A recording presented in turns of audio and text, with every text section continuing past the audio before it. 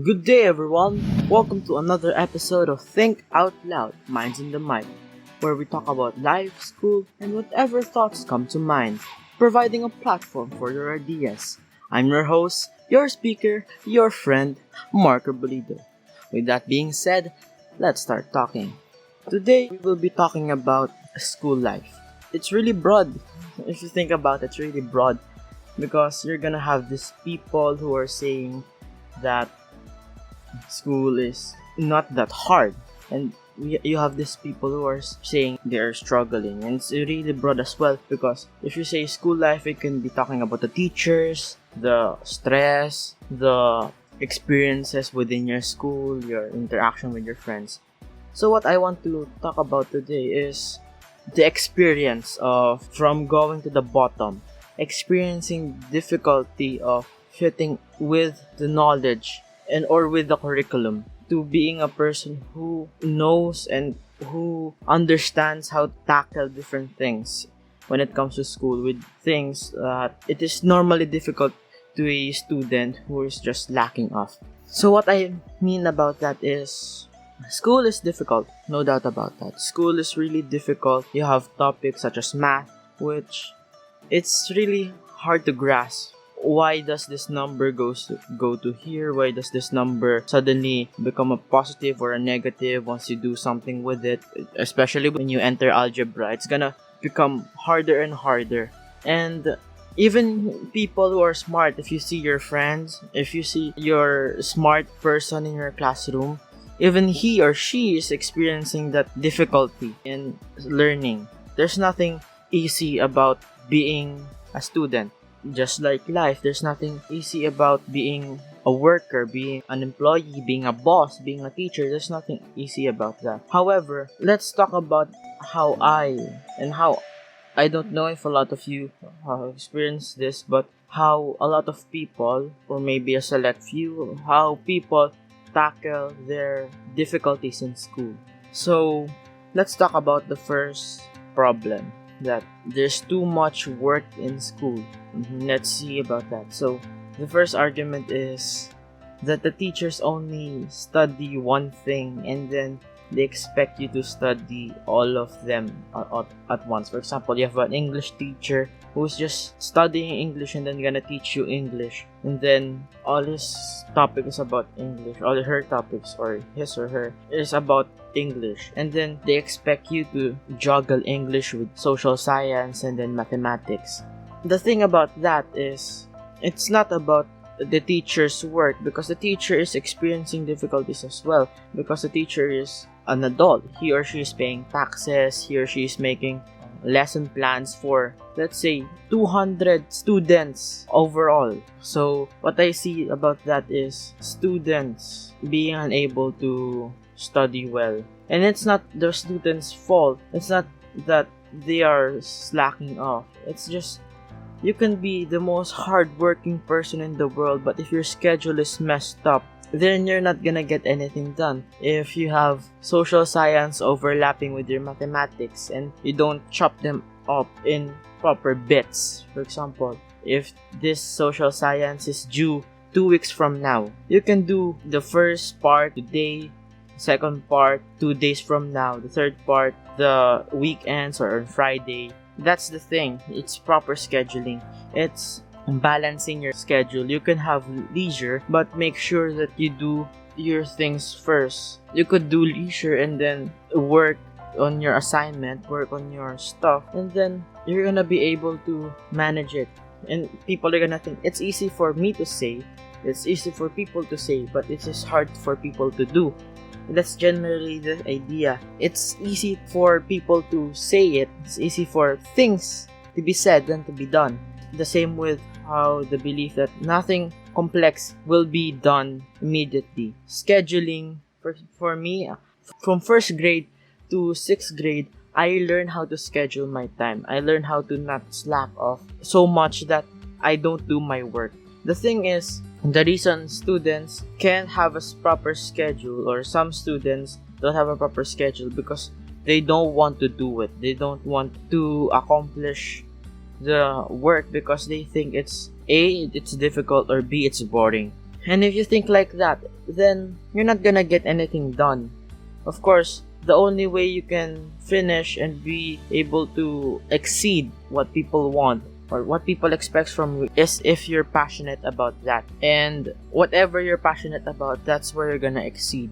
And again, I'm not gonna judge people who doesn't really understand the logics or mathematics, because again, if you're good at arts or good at something, mechanics or anything, and then you don't know something, and then because you don't know that something, for example math, science, English, they're gonna scold you for it, then that's wrong. According to Einstein, if maybe you've heard of it, maybe you haven't, Einstein said, if you judge a fish by its ability to climb a tree, it will live its entire life thinking it's stupid.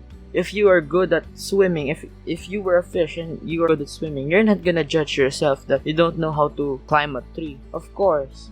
However, it doesn't mean that you're not good at school, you should stop schooling. No, school is more than just learning. It's learning to be more responsible. It's learning how to tackle things. If you really don't know things about math, you could ask people. If you don't really know things about English, you could ask people. You should put that in your schedule to do it. If you're passionate about something, it's no doubt you're gonna do it faster. It's no doubt that you're gonna be able to fix something if you like fixing things easier. If you're the hacksmith, if you knew the hacksmith in YouTube, he's gonna be able to solve mechanical stuff faster than the normal person, because he is passionate about building things. He's not gonna be able to paint a picture really fast because that's not his passion. He's not well versed in that topic. So that's the general idea. So if what I do, and maybe you can do it to your own schedule, is I tend to write down what I'm having difficulty on.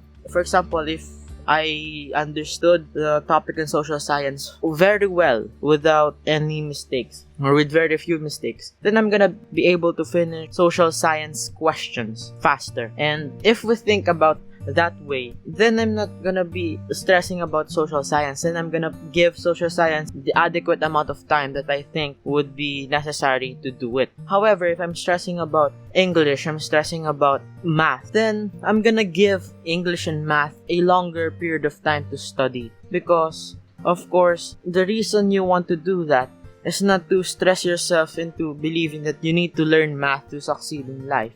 It's that you need to learn how to persevere. You cannot come up with an idea and then expect it to just blow up immediately. It's gonna grow slowly. So that's the general idea. So if you're not good at English and then you just want to pass, then that's basically the same thing as just doing what you're told and then not fixing the rest. For example, if you say wash the plates, you wash the plates but you don't turn off the faucet, you don't wipe the sink, not the sink itself but the surroundings of the sinks where droplets were left, then it's not gonna be enough. It's just I do what I want, I do what I am told. That's the thing. So you don't want school to be a stress for you, and you don't want to become stressed out about school so much that you just think of it as a chore and just something that you need to do for you to get it done with.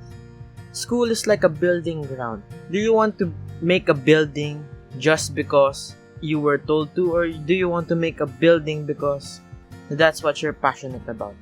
See, if you're passionate about something, for example, arts, if you're passionate about arts, you don't want to just draw something and just do it because you're told to. Because it pops in your head and I need to do drawing, I need to do this. It's not a more of a need of pushing and need to be done. It's more of a need to be better. It's always hard to be corrected. It's always hard to grow. It's not easy to be able to just sit down, read, and then know about those things. It's not. If you see people like that, you see the result of their hard work, but you don't see the hard work itself. If you have a smart friend, it doesn't mean that they're born smart. It means that they put work into their school. They put work into studying. And if you ask that classmate of yours if he's struggling, and in his mind, he's gonna say yes, there are some things that he's struggling about.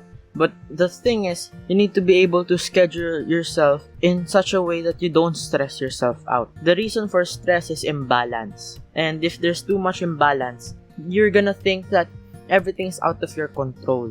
The thing is, if you put yourself in a schedule, you have a routine, let's say, then you're gonna have those gaps in your routine where you can do something different.